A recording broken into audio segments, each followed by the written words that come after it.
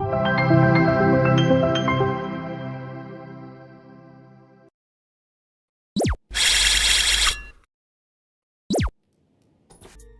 guys, welcome to my YouTube channel Technical Gaule. বন্ধু আজি এই ভিডিওটো বহুতেই গুৰুত্বপূৰ্ণ হ'ব লাগে আপোনালোকে নিশ্চয়কৈ জানে গাইজ YouTube চেনেল এটা মনেটাইজ কৰিবৰ কাৰণে মনেটাইজেশ্যনৰ বাবে এপ্লাই কৰিব লাগে 1000 আৰু 4000 আৱাৰ ওয়াচ টাইম হোৱাৰ পিছত গেইন কৰাৰ পিছত আপোনালোকে মনেটাইজৰ বাবে এপ্লাই কৰিব পাৰিব সো বন্ধুসকল যিসকলে এপ্লাই কৰিছে বা মনেটাইজৰ বাবে যিসকলে ইউটিউবত কাম কৰি আছে এতিয়ালৈকে সেইসকলে জানে সো বন্ধুসকল বিশেষ বেছি দেৰি নকৰি প্ৰবলেমটোৰ কথা কৈছো আজি ভিডিওটো প্ৰবলেমটো হৈছে আসলতে এই চেনেলটো আসলতে যেটো আপোনালোকে চেনেল চাব পাৰিছে এই চেনেলটোত আসলতে মনেটাইজ এপ্লাই কৰা হৈছে আপোনালোকে নিশ্চয়কৈ জানে তিনিটা ষ্টেপ থাকে যেতিয়া এপ্লাই কৰা হয় তিনিটা ষ্টেপ ডান হোৱাৰ পিছতহে আপোনাৰ চেনেলটো মনেটাইজেশ্যন এনেবল হ'ব বা আপোনাৰ ভিডিওত এড আহিব তাৰ পিছতে আপোনালোকে আৰ্নিং কৰিব পাৰিব সো বন্ধুসকল আপোনালোকে নিশ্চয়কৈ জানে সেকেন্ড স্টেপ ফাৰ্স্ট স্টেপ তো অটোমেটিক ডান হয় সেকেন্ড স্টেপ তো আসলতে আপোনাৰ এডসেন্স একাউন্ট ক্ৰিয়েট হোৱাৰ পিছত ডান হ'ব থাৰ্ড স্টেপ তো আসলতে আপোনাৰ ভিডিও যেটো আসলতে ভিডিওটো ৰিভিউ কৰিব আসলতে ভাল কন্টেন্ট নে বা চেনেলৰ লগত মেচিং কন্টেন্ট হয় নে নাই অন কন্টেন্ট হয় নে নাই সকলোবোৰ চেক আপ কৰাৰ পিছত ডান হ'ব ইমান সহজ নহয় যে আপোনালোকে ভিডিও দি আছে তাৰ পিছত আপোনাৰ ওয়াচ টাইম হোৱাৰ পিছত আপোনাৰ অটোমেটিক মনেটাইজটো এনেবল কৰি দিব সো আপোনালোকে এই ভিডিওটো চাব যিসকলে নতুন ইউটিউব সেইসকলৰ বাবে বহুতেই গুৰুত্বপূৰ্ণ 3 নম্বৰ ষ্টেপটো আসলতে কেনেকুৱা হৈ আছে আপোনালোকে চাব এই চেনেলটোৰ আসলতে 3 নম্বৰ ষ্টেপটো আসলতে 24 ঘণ্টাৰ ভিতৰতে আসলতে মানুহৰ মনেটাইজ এনেবল হয় কিন্তু এটো আসলতে 7 ডেছৰ বেছি হৈছে তথাপিও 3 নম্বৰ ষ্টেপত ইন প্ৰগ্ৰেছিং দেখাই আছে আপোনালোকক দেখুৱাইছো সো গাইজ আপোনালোকে চাব পাৰিব মই ডাইৰেক্টলি মই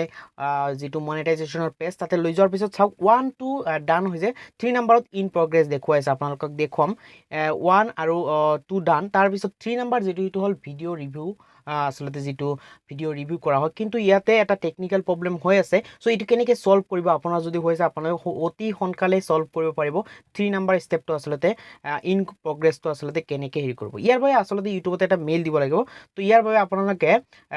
লেফট সাইডৰ তলৰ ফালে কৰ্নাৰত আপোনালোকে এটা ইনবক্সৰ দৰে এটা ফিডবেকৰ অপচন পাব মই আপোনালোকক দেখুৱাইছো এই অপচনটোত আপোনালোকে ক্লিক কৰিব তো এটাতে যদি ক্লিক কৰে তে অটোমেটিক এটা পেজ আহি যাব আসলতে ইউটিউবক মেইল কৰাৰ বাবে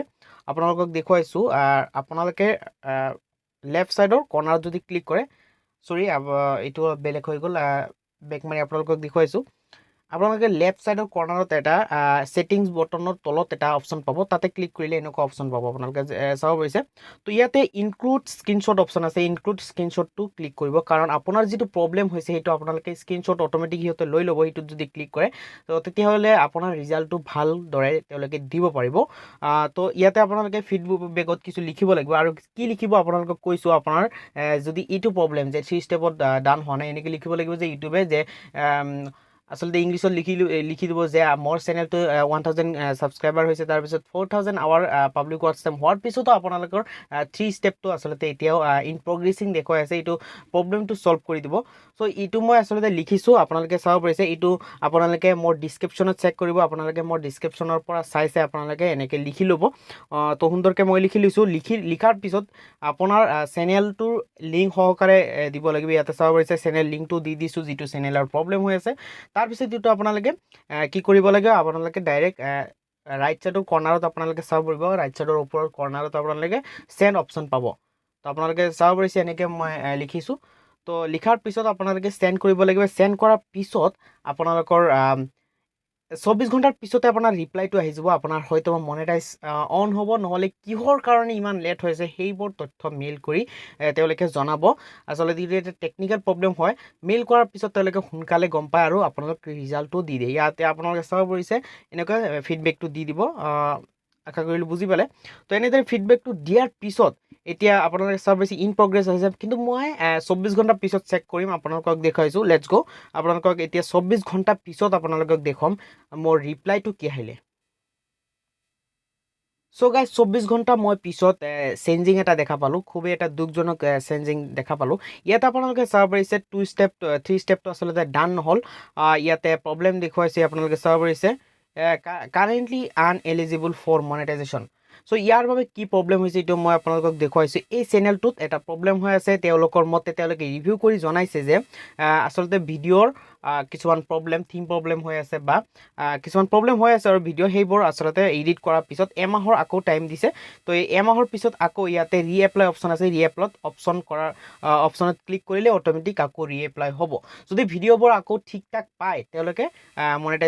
মনেটাইজটো এনেবল কৰি দিব ইয়াতে উল্লেখ কৰা আছে মনেটাইজ এপ্লাই আকৌ ৰিএপ্লাই কৰাৰ বাবে ইয়াতে 1000 ছাবস্ক্ৰাইবাৰ থাকিব লাগিব 4000 আৱাৰ থাকিব লাগিব ইয়াতে সকলোবোৰ টিকমাৰ্ক ঠিক ঠাক আছে যদি আপোনাৰ এমাহ হয় এমাহৰ পিছৰ দিনাই মানে একমাহ হ'লে আচলতে ইয়াতে ৰিএপ্লাই অপশ্যনটো আপোনালোকে